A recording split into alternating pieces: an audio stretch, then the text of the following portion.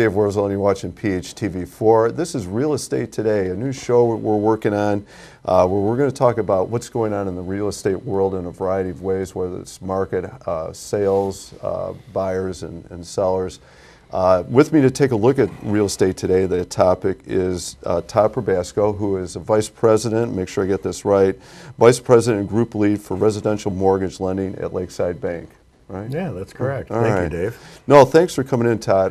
And obviously, your expertise in this area gives us a really nice perspective, because probably one of the most important factors people deal with in the buying and selling is the money around it, right? Mm-hmm. Yeah, for sure. So I'm going to jump right in. I want to take a look at like interest rates. It's, I think, what we've been talking about for at least maybe the last half year or a year or longer now, because they made that big jump a while ago. It feels like they've stayed there. They've moved a little bit up and down, but yeah, halfway through 2023, we started seeing the increase in interest rates, and it was based on inflation, cost of housing, fuel, food. Interest rates for mortgages are tied to the bond market, and the bond market does not lean favorable to high inflation. So about this time last year, rates started moving up, and they shot up at a rapid rate. And then toward the end of last year, they cooled off a little bit. But then again, here we go, first quarter of 2024, they go back up again. Now they've stabilized a little bit. We had a little bit of a correction a week ago. Some of the data came in a little cooler than what the market was expecting, which was good for us. So, you know, at the end of last year and the beginning of this year, we were over 7%. Now we're under 7. Interest rates right now on a normal 30-year mortgage, normal purchase transaction, we're in the high 6s, 6.7, 6.8, in that range. Okay. So can you speak then to, I guess there are two parts that I want to ask about. How is that affecting buying and selling specifically in our area? And I think it maybe in general, how does it impact buying and selling? Yeah. So if maybe the two are the same between what's going on in the Palos area or, you know, at large. Yeah, I mean, real estate's a hot topic with everybody. Palos is a hot area for real estate. There's a high demand for people who want to live here. But when rates go up, yeah, it puts a squeeze on the market. We have two factors affecting the Palos area when it comes to real estate: a lack of inventory and higher interest rates. So that has kind of cooled the market a little bit. We have a lot of homeowners that live in the area that refied during that nice time when rates got to 3% or less. I was one of them. Yeah. Like during the pandemic. And a lot of those people don't want to give up that interest rate, who might have put their house on the market and moved, which gives us inventory. So those homes aren't for sale. You know, I want to ask related to that, and I don't mean to cut you off, but I'm thinking about exactly what you're saying. Now, if I thought about it, now I'm like, no, that's not on the table. But I also am somebody who very much likes the community I live in, and I'm not looking to get out, not anytime soon anyway. You know, I'm not looking at a retirement, you know, somewhere else. Is part of that, is the Palos area, are we maxed out in terms of what building can happen or new ownership? Is it all, as compared to new construction, I guess? Right? Yeah, there's not a lot of places to build left in Palos. We have a little bit of space in Palos Park. There's some land over by Oak Hills Country Club that's available if that deal was to ever work out. But it's also, you know, we have a high demand on Palos. We don't have a lot of inventory. There's not room to build. So right now we're kind of stuck. We have a pent-up demand. We have a lot of younger people who want to live in the area that might have grown up here, or they want to live here and raise their kids and use the great schools that we have. We have people who have moved away that want to come back, who grew up, like myself, who grew up here, that just love Palos and everything that's about it, but there's a limited amount of inventory.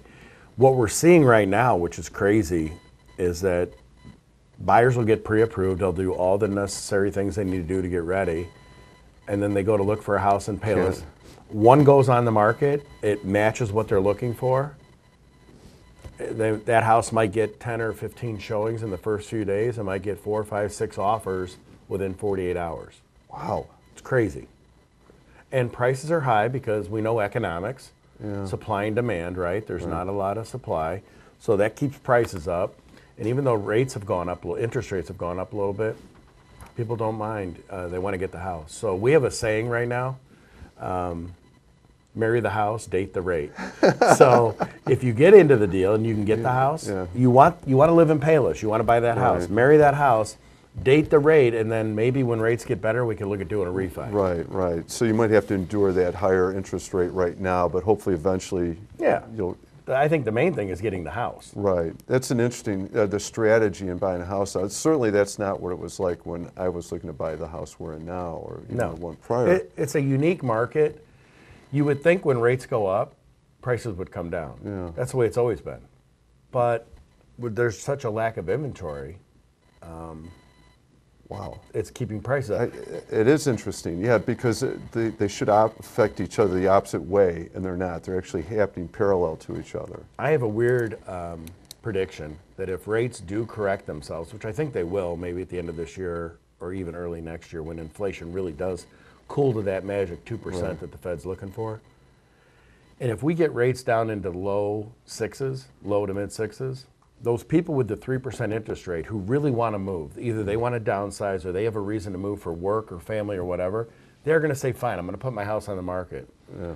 Once we get rates a little lower and more inventory, I think the floodgate's going to open on real estate because there's such a pent-up demand of people looking to move that haven't, people who want to buy that can't, that I think it's going to be showtime. Right.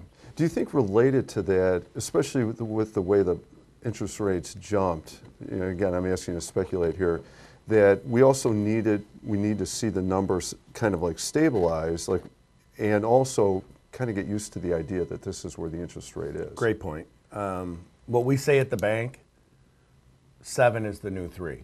Okay. So a few years ago, 3% was that magic number. Oh my God, I can get a mortgage for 3%. Right. Well, when you look at the history of interest rates, over the last 50 years, I think the average rate's around 9%. I never would have guessed it. Most people think it's lower because all you think about is the low rate. Yes. So if we're at 6.8 right now, that's a good rate Yeah. in the history of the United States. But people have selective memory, and all they remember is 2.7, 2.8, and 3%. But if we get anything better, like a half or 3/4% from where we're at now, that's awesome. And people are going to make a move. All right, I'm looking forward to this conversation in a few months then to revisit this topic. We'll see how this goes. I'm going to take some notes. I'm going Right. to check in with you on this. All right, so based on what you've said about the current market and interest rates, I mean, should people be looking? It sounds like buying isn't necessarily the best option right now. Should people be trying to sell because they can take advantage of the high demand? I think if you're in the market to buy or sell, now is a great time. Prices are good for sellers. And if you're a buyer and you have a reason you want to move, either you're renting and you want to take ownership, or you're starting a family and you want to live in the area, you need to get a bigger house. Mm-hmm. I get it. There's some things on TV and in the media that are telling you maybe it's not a good idea. But if you're looking to move, I think now is a great time. And another saying that I have is you can marry that house and date the rate. Get into the house and make the move, make that commitment. And then when things might stabilize or rates go down a little bit, then we can look at doing a refinance. So the main thing is getting that house. Right, and the way you're presenting the case is it's actually a good market for sellers, but it can be okay for buyers too if they go into it with a philosophy or strategy about how they're going to manage their financing and the rates. Yeah, there's incentives for first-time home buyers. There's grants available. There's first-time home buyer closing cost credits.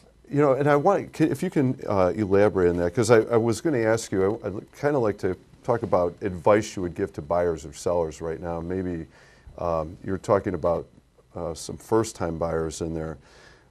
Advice that you would give them, and if you can elaborate on how the grant is somebody gains access to it, and who can get access to it. Well, you have to call your lender. It starts with your lender. Any bank can put you into the grant Most process. of them, most have them available. You talk to your lender, and your lender is going to do your pre-approval. And then based upon your scenario, the lender should find out what options are available.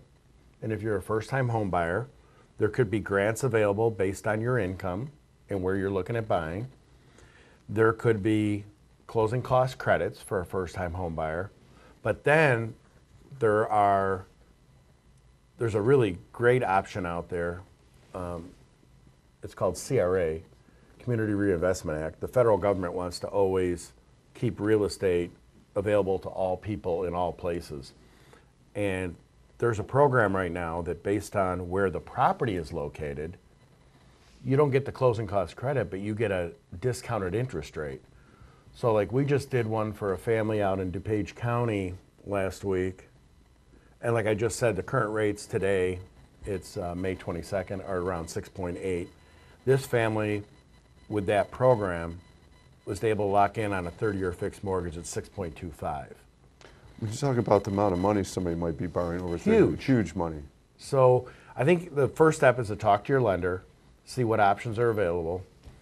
Once you get that part done, then you can talk to your real estate agent and look at the areas you want to look in and what property you're trying to buy.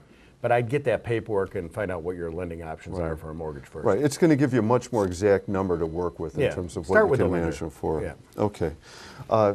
Is there any other advice you want to give, Todd? I know we covered quite a bit. The grant seems like an important thing. Other advice for first-time buyers? It sounds like you've covered that as well. Yeah, I'm a firm believer in getting pre-approved. Have your credit pulled, have your income verified, look at your assets.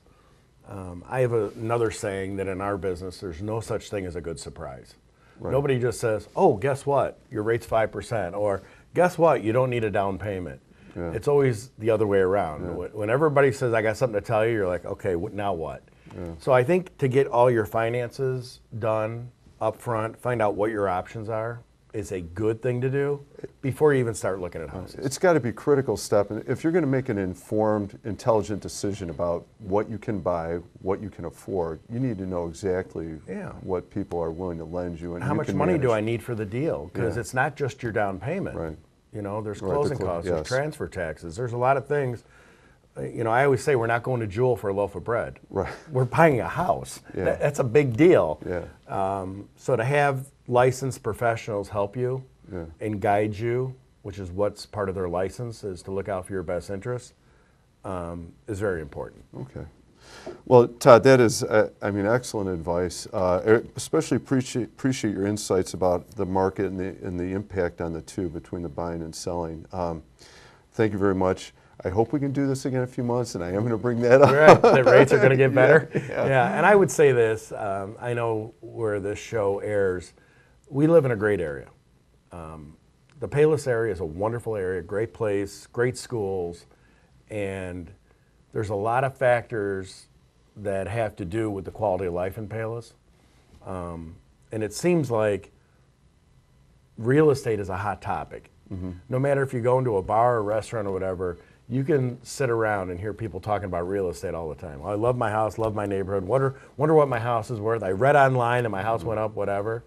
It's a hot topic, and I think the fact that you're doing this now to have a show about local real estate, and maybe we can have some more professionals come join us. Sounds good. I think people would find it interesting. Yeah, well, it certainly speaks to, like you said, it is a hot topic right now. All right, so let's see if we can jump in there with it. Right? Yeah, for sure. Right.